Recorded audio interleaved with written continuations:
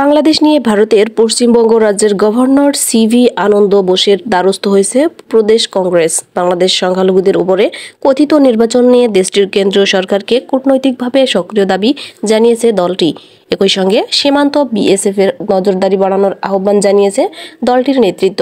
সংবাদ মাধ্যম আনন্দবাজার বলছে, বাংলাদেশ সংখ্যালঘুদের উপরে কথিত নির্যাতন বন্ধ করতে কেন্দ্রীয় সরকারকে কূটনৈতিকভাবে সক্রিয় হতে রাজ্যপাল সিভি আনন্দ বোসের কাছে দাবি জানিয়েছে প্রদেশ কংগ্রেস নেতৃত্ব। রোববার সন্ধ্যায় কলকাতায় রাজভবনে রাজ্যপাল বোসের সঙ্গে দেখা করতে গিয়েছিলেন প্রদেশ কংগ্রেস সভাপতি শুভঙ্কর সরকার, সাবেক সভাপতি প্রদীপ ভট্টাচার্য, দলের নেতা অমিতাভ চক্রবর্তী সহ অন্যান্য প্রতিনিধিরা। বাংলাদেশে অস্থিরতার সুযোগে যাতে কেউ সীমান্ত পেরিয়ে না ঢুকে পড়ে তার জন্য বিএসএফ এর নজরদারি বাড়ানো এবং রাজ্য সরকারের সর্বদা বৈঠক ডাকার দাবিও রাজ্যপালের মাধ্যমে জানিয়েছে কংগ্রেস নেতারা। এদিকে বাংলাদেশের যুদ্ধ জয়ের স্মরণে বিজয় দিবস উপলক্ষে সোমবার ফোর্ট উইলিয়ামের বিজয় স্মারক থেকে মাটি নিয়ে ইন্দিরা গান্ধীর মূর্তিতে দিতে যাবে কংগ্রেস। এরপর বাংলাদেশ ডেপুটি হাইকমিশন অভিমুখে মিছিলের ডাক দেওয়া হয়েছে বলেও জানিয়েছেন সংবাদ মাধ্যমটি। অনুরোধ থাকবে চ্যানেলটি সাবস্ক্রাইব করে বেল আইকনে ক্লিক করুন এবং মতামত কমেন্টে জানান। আল্লাহ হাফেজ।